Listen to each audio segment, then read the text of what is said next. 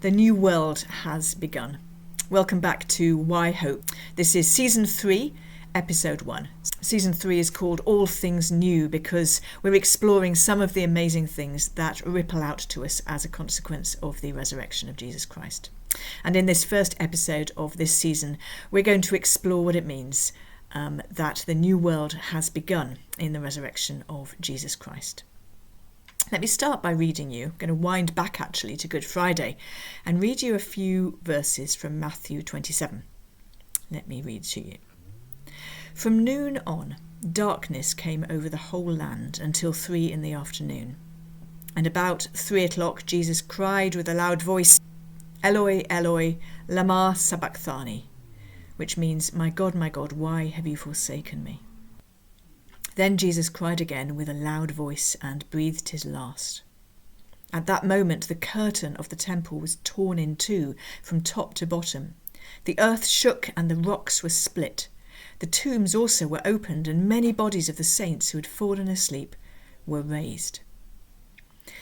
Now, some really weird stuff happens at the point of the resurrection, and while I'm not for a moment suggesting that those things didn't historically happen, because I believe they did, there's rich symbolism in what those things are saying to us. So what do we notice? We notice that there was darkness, that the sun, as it were, goes dark at midday. We notice that there was an earthquake, the earth shook and the rocks were split.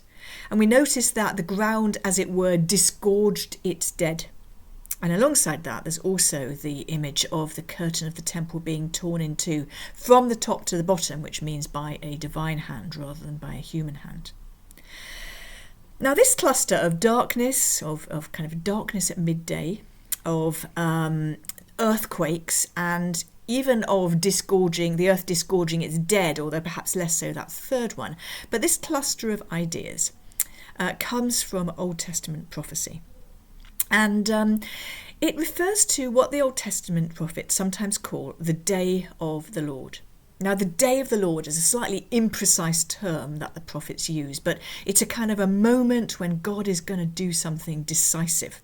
Sometimes they use that language to refer to the Babylonian conquest. Sometimes they use the language to refer to events around the life of Jesus. Sometimes they use it to refer to the final judgment and the end of the world.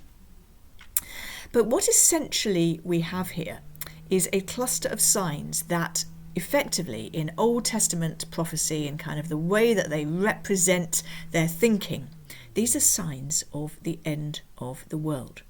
So that's kind of the background thinking to this story that we have at the crucifixion as Matthew tells it to us. So what Matthew is saying is the world ends. Jesus dies and the world ends. So in a kind of symbolic, but not just symbolic way, in a kind of mysterious way that is true and yet not wholly realised, the world ends at the crucifixion of Jesus, at the death of Jesus.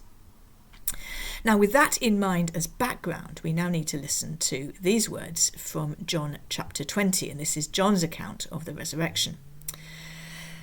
I want to first of all read you a verse at the beginning of the account. I think it's verse 1, and then another verse from a little bit later in the account, verse 19. Listen to what he says here. So verse 1, he says, very early on the first day of the week, while it was still dark, Mary Magdalene came to the tomb.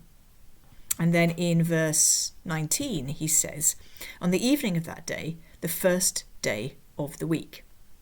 Now, Gospel writers don't give us details that are irrelevant. They only tell us things that matter. And so John wants to make a significant point here, that this was the first day of the week.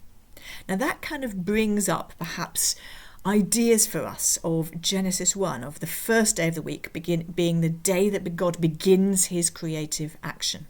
Hold that thought. Well, hold the thought of the cross, the death of Jesus being the end of the world, and now Resurrection Sunday is being described as the first day of the week. There's one more big clue in this account. Let me just read to you from verse 11, same chapter. Mary stood outside the tomb weeping. And as she wept, she bent down and looked into the tomb, and she saw two angels in white sitting where Jesus' body had been lying, And they ask her why she's weeping, and she says, they've taken my Lord away, I don't know where to find him. Then, when she said this, she turned away and saw Jesus standing there. But what I want us to notice is what we are seeing here is a man in a garden. The world has ended. Now it's the first day of the week, and here is a man in a garden. And if the hairs on the back of your neck are standing up, then good, because they should be. This is the most extraordinary truth being told to us, being kind of hinted to us in this resurrection account. Now, we've seen this sort of pattern before. And the place we've seen it most clearly is in the story of the flood. So, think about the way the creation is told in Genesis 1. And what we see is separation. We see the waters being separated horizontally, as it were, and dry land emerging. And we see waters being separated vertically with a kind of vault containing waters and above the earth. What we see at the flood is all of that is reversed. The waters that are in the vault above kind of come crashing down, and the waters that have been separated from the side kind of inundate from the side. So the flood is a decreation event. Something else to notice around the language of the flood is that God sees that the world is ruined, and he says, as it were, very well, let it be ruined. So the flood is not really God kind of leaning out of heaven and smiting the earth out of anger. The flood is God permitting humanity to do what it's going to keep doing, which is pull the whole darn house down on our own heads. And that's the first moment we see it in the story of the flood. And so God permits it to happen. Humanity, its violence and its wickedness, it embraces chaos and draws creation back to its close, as it were. And then out of that, and here's God's remarkable action at the flood.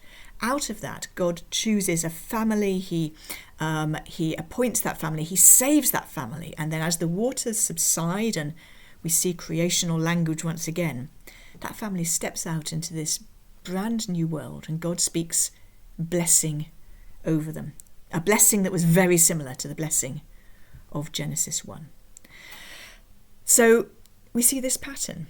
In creation, we see God acts creatively beginning on the first day of the week. There is a man in a garden, and God speaks over that man, over that humanity actually, in Genesis 1:28. He speaks a word of blessing and a command to govern, to rule God's world in God's way. At the flood, we see the creation, as it were, redone, done again, the same language, the same imagery. And into that brand new sparkling creation, we see one man, if you like, one family, into that garden. And God speaks the same words of dominion over them. He tells them to be blessed, to fill the earth with image bearers, and to rule the world in God's way. And now, in John's Gospel, John chapter 28, on Resurrection Sunday, we've seen that the world has come crashing down. Humanity has once again, in the most complete way possible, as it were, has brought about its own ruin and the ruin of the whole cosmos by our collective wickedness and by killing the Creator.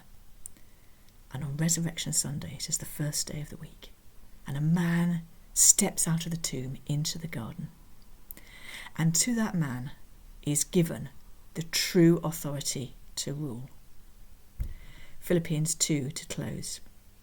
Jesus humbled himself by coming obedient to the point of death, even death on a cross. And as a result, God exalted him and gave him the name that is above every name, that at the name of Jesus every knee will bow in heaven and on earth and under the earth, and every tongue confess that Jesus Christ is Lord, to the glory of God the Father. Here is new creation. Here is the man who will rule with God's good rule.